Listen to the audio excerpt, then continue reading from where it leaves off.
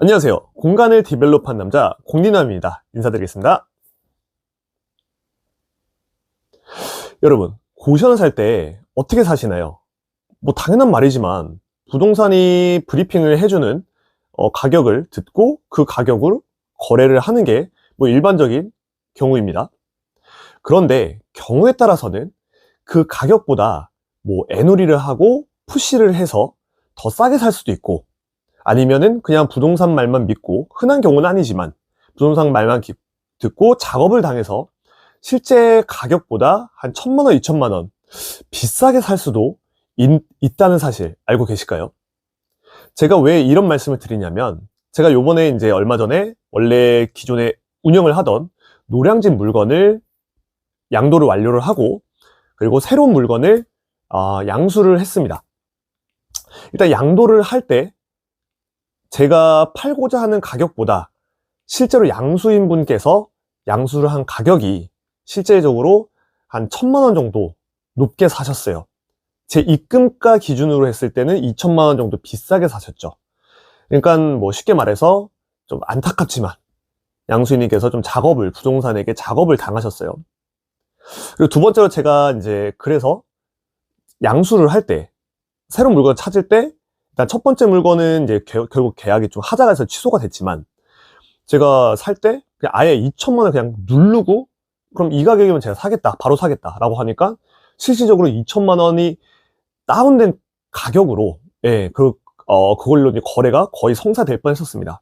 물론 이제 성사되지는 않았지만. 그리고 이제 최종적으로 거래가 된 물건에 대해서는 어떤 강성 물건인데, 제가 500만 원을 더 싸게 눌러서 거래를 했었습니다.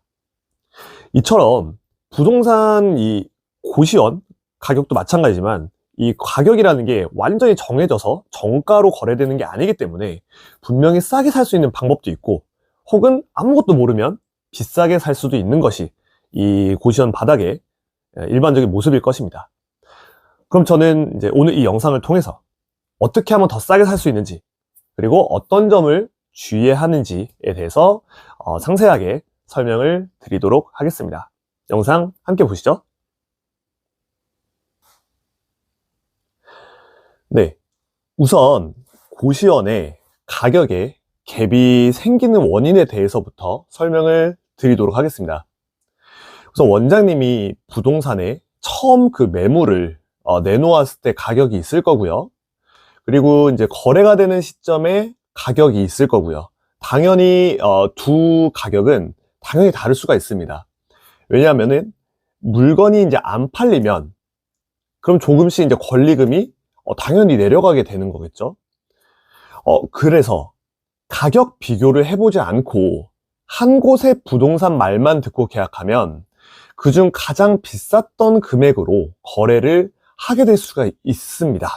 즉 다시 말해서 정보의 비대칭성에 의한 리스크가 존재한다고 말씀을 드릴 수가 있겠습니다.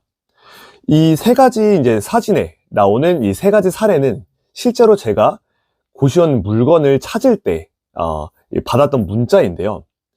세 가지 물건은 똑같이 강남에 위치한 올 원룸 그 고시원이었고요. 날짜가 며칠 차이가 나지 않음에도 불구하고 이 부동산마다 가격이 최대 3억 8천부터 최저 3억 6천까지 총 2천만 원 정도 차이가 나는 거를 확인할 수가 있습니다.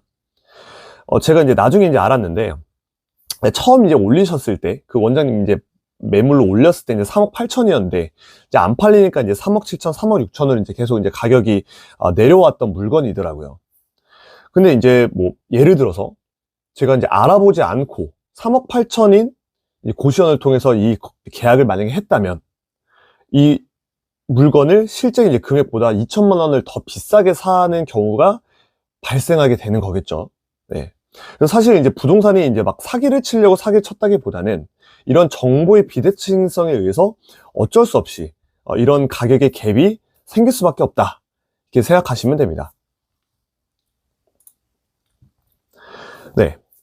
그래서 어느 한 부동산 중개업자의 단독 물건이면 당연히 어쩔 수 없겠죠. 이제 거기서 조율하는 대로 할 수밖에 없으니까. 하지만 이제 대부분의 대부분은 이제 부동산에 매물이 풀려 있는 경우가 거의 대부분입니다. 따라서 반드시 내 마음에 드는 물건이 있다라고 하면 다른 부동산에도 문의를 꼭 하시고요.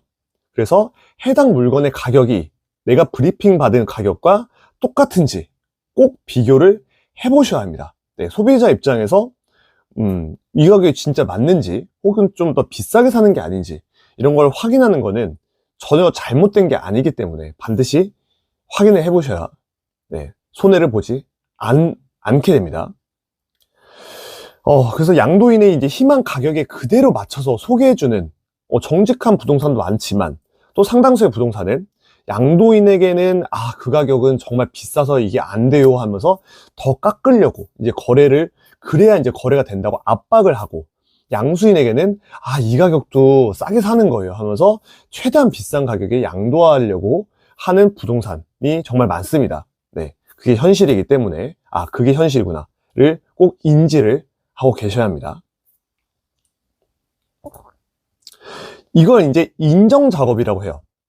부동산이 이제 매도인과 중개사의 합의로 매도 희망가보다 비싸게 팔아서 그 차액을 중개사가 가져가는 것, 이것을 인정 작업을 하는데요. 되게 옛날에는 좀 많았다고 하는데 지금 많이 없어졌다고 그렇게 알고 있는데, 제가 요번에 실제로 양도를 하면서 인정 작업을 실제로 봤습니다. 네, 그래서 지금도 존재한다고 생각하시면 되고요. 간단히 말하면은 매도인이 3억만 저는 3억만 쥐어주세요 라고 하면 중개사가 그거를 3억 2천에 파는 거예요. 그러면은 2천을 가져가는 거잖아요. 그러한 방식이 바로 인정 작업이다 라고 아시면 되시고요. 이건 불법입니다, 인정 작업은.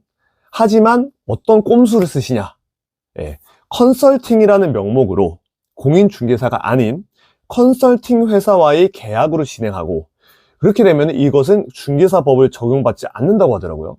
그러면은 법적으로 문제가 없게 하여서 이렇게 진행을 한다고 합니다. 이거 어떻게 제가 저렇게 잘하냐 라고 하면은 실제로 그러한 컨설팅 용역 약정서를 실제로 작성을 했습니다. 저는 이제 처음에는 당연히 이제 인정 작업인지 몰랐죠. 이제 저는 이제 팔려고 하는 금액에 대해서 제 손에 얼마만 쥐어주세요 라고 하면은 그렇게 저는 상관없잖아요. 근데 이제 나중에 알았죠. 2천만 원을 양수인이 더 비싸게 샀구나. 그래서 이제 컨설팅 용역 약정서를, 이 사진에 제가 실제로 이제 작성했던 약정서고요.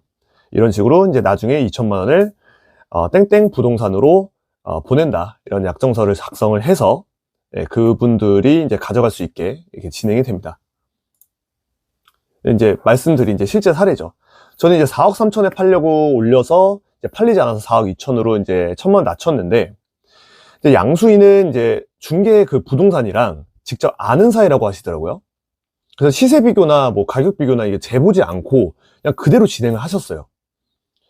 그래서 저는 이제 복비 포함해서 입금가 4억 1천에 합시다. 물론 이제 처음부터 엄청 막 눌렀어요. 3억 9천에 팔아야 된다, 4억에 팔아야 된다. 저는 그냥 딱 잘라서 그냥 4억 1천, 왜냐면 복비도 줘야 되니까. 이제 4억대가 넘어가는 비싼 물건 같은 경우는 이제 양도인의 경우는 이제 복비 한 1천만 원 정도 주는 게 일반적이라고 합니다. 그래서 전 4억 1천에 이제 동의를 했어요.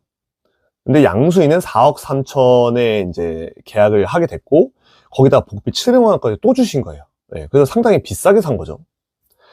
그래서 항상 부동산 중개인은 아니까 믿고 해야지 라고 생각하지 마세요. 절대 그 중개인의 말만 믿으면 이렇게 어떻게 보면 바가지, 사기라고 할 수는 없고, 그렇게 좀 좋은 거래를 하지 못할 확률이 있기 때문에 다른 부동산을 통해서 반드시 가격 비교를 하시고 사셔야 합니다.